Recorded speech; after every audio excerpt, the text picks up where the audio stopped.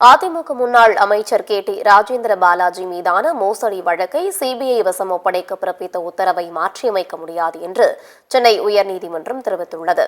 கடந்த அதிமுக ஆட்சி காலத்தில் பால்வளத்துறை அமைச்சராக இருந்த ராஜேந்திர பாலாஜி ஆவி நிறுவனத்தில் வேலை வாங்கி தருவதாக கூறி பண மோசடி செய்ததாக விருதுநகர் மாவட்ட குற்றப்பிரிவு காவலர்கள் வழக்கு பதிவு செய்தனர். இந்நிலையில் ராஜேந்திர பாலாஜி முன்னாள் அமைச்சர் என்பதாலும் அரசியல் செல்வாக்கு மிக்கவர் என்பதாலும் காவலர்கள் குற்றப்பத்திரிகை தாக்கல் செய்யாமல் இழுத்தடித்து வருவதாக சென்னை உயர்நீதிமன்றத்தில் மனு தாக்கல் செய்யப்பட்டது. அதற்கு ராஜேந்திர பாலாஜி முன்னாள் அமைச்சர் என்பதால் அவருக்கு எதிராக வழக்கு தொடர அரசின் அனுமதி பெறும் நடைமுறைகள் நிலுவையில் இருப்பதாக காவலர்கள் தரப்பில் தெரிவிக்கப்பட்டது. இதில் அதிருப்தி தெரிவித்த நீதிபதிகள் வழக்கை சிபிஐ வசம் ஒப்படைக்க உத்தரவிட்டனர். இதனை எதிர்த்து காவல்துறை தரப்பில் மேல்முறையீடு செய்யப்பட்டது. அந்த மனுவை விசாரித்த உயர்நீதிமன்றம் ராஜேந்திர பாலாஜி மீதான மோசடி வழக்கை சிபிஐ வசம் ஒப்படைக்க பிறப்பித்த உத்தரவை மாற்றியமைக்க முடியாது என்று தெரிவித்துவிட்டனர்.